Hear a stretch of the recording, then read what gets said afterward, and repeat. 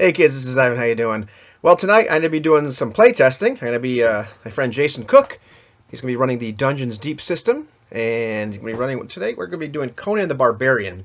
Next week we're going to be doing Conan the Despot. I believe we're using the Dungeons Deep system in both of these. So we need to be a playtester, and he's bringing both of those to GaryCon this year. He goes every year, so should be a lot of fun. I've watched him. I've never actually got to play in one of his play tests. I've watched. I've been like at places, cons, and watching, doing something else. But always looks awesome. So really looking forward to that. Anyhow, today I wanted to kind of bounce around a few topics. So sorry, it's going to be a little not incoherent. It's going to bounce around. So strap in. Shouldn't be too bad. As I've checked out the Circle of Hands RPG, I've really, it's got me thinking about a few things. And one of the neater things in the game, and this is not about that game, it's just about, well, it's going to be about a bunch of stuff. Part of the shtick in that game is there's black magic and there's white magic. And although, nominally if you look at what the magic does, it's different. It's very cool. But you'd kind of nominally, I guess the magics even call themselves one is good and one is evil.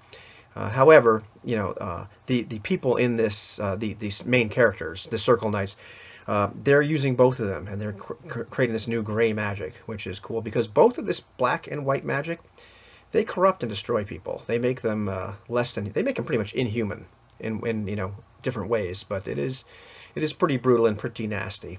And that all of a sudden got me thinking a little bit because, if you recall, maybe if you watch all my stuff and you're just a binge watch my channel, and everybody should. You remember maybe maybe in the summer I was talking about, as I'm reimagining or what am I going to do with running a Lamentations of the Flame Princess campaign and just kind of tweaking a few things here and there. I'm like, what am I going to do with clerics? I'm just, the tropes. We get, what happens? We get stuck in tropes sometimes, gaming tropes. A lot of them are D&D tropes, but they can be any kind of gaming tropes where we start to, think of particular types of people or particular types of character, whether it's a class-based system or not, and you just kind of come up with this generic archetype of this and that. So, I'm certainly not the first person to think about all this, but that's got me thinking. Well, the interesting thing about something like Lamentations of the Flame Princess is what James Radji did was he completely separated the spell list entirely. If you look back at old or any D&D, you'll see, okay, both the cleric has the light and the magic user has light, and there's these kind of spells that everybody has. He separated them entirely. There are no spells that intersect whatsoever, except for one, dispel magic.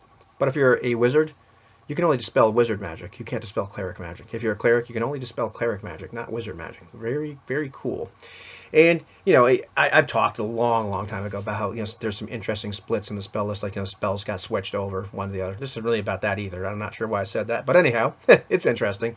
But I got to, thinking. One of the things James mentions in the book a couple times, and I think in his DM's book, which hopefully comes out in print again, is that it's not really, you're not really sure where this magic really comes from, this cleric magic, whether gods actually really grant it. Not really sure. So in which case, where does it come from? Why does praying work?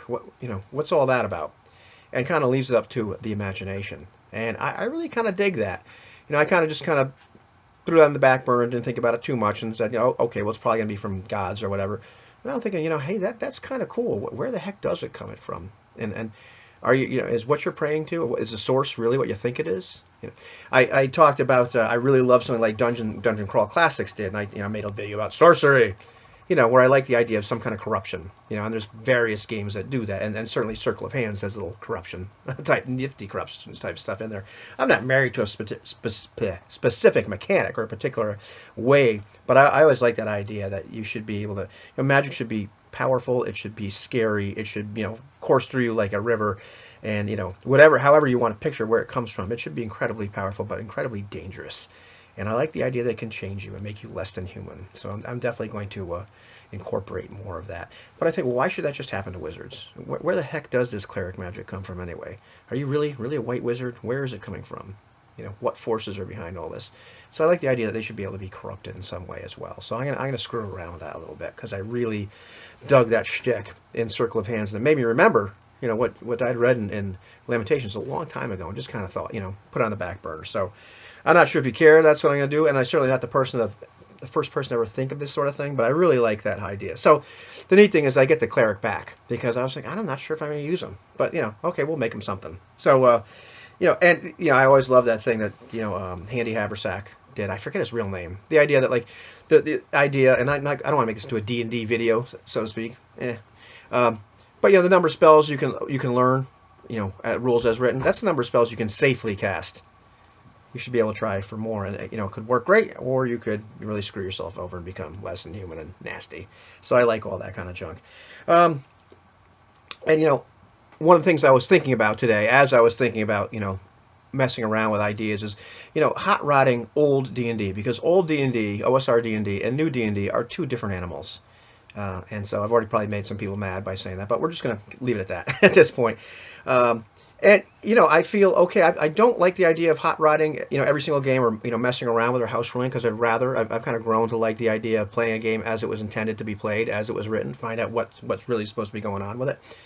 This animal, I know what I'm doing. I've done it for a long time. I like that. I'm not going to talk it up again, but I think Eric from Bloat Games, in his very recent video about why he likes OSR games, you hit the nail on the head. That you look at all these various retro clones or whatever, and they all represent the various authors' ideas or preferences or whatever, because it's this little chassis, and you can really mutate the heck out of it. How much changing do you do, or hot rodding or house ruling or whatever, do you have to do to it before this OSR D&D, is no longer that? Regard. I mean, I'm not talking about the name, because Lamentations of Flame Princess, it's a different name. Astonishing Swordsman, different name. But how much, changing can you do to it before it's no longer that, OSR? I don't know. I think you can do an awful lot. Something like Hackmaster's done an awful lot. Dungeons & Crawl Classics done an awful lot. You can really, to me, you can bend and stretch the heck out of it. And if it no longer really resembles the game, I don't care. If it's fun, who cares? If it does what you want it to do, who cares? So, I dig that. And the last thing I'm going to put down here is kind of like a little bit of a question for feedback, and probably represents a lot of hubris on my part. But I was watching Nolan Inquisitor's really great series of videos on GURPS, and that's a great instructional series. Like, how do you play this? How does all this work? And Runesinger has a whole bunch of great series on a whole bunch of other games, but a lot of people do. And I remember watching. I remember misquoted it. I think it's now I'm losing it. Webhead 123 was the guy that was really hot on the Fantasy Flight Star Wars. So the D6 system Star Wars. So there's a great series he had too on all that stuff. I think I said Woodwad, but it was Webhead. Anyhow.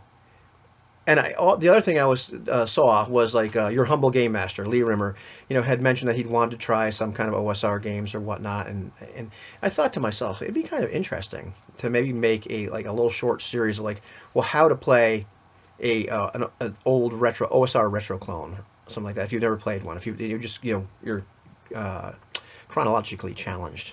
I've just never experienced that, and not a real prescriptive, and it's certainly video series, and certainly going to have my spin on it. So I'm probably going to make every other OSR guy mad because they're saying you're doing it wrong. But I wonder if anybody would be into watching some little teeny series about that sort of thing. So anyhow, video went longer than I wanted to, but oh well. Gonna go play some Conan the Barbarian. We'll see how this Dungeons Deep system works, and that's it. Talk to you later.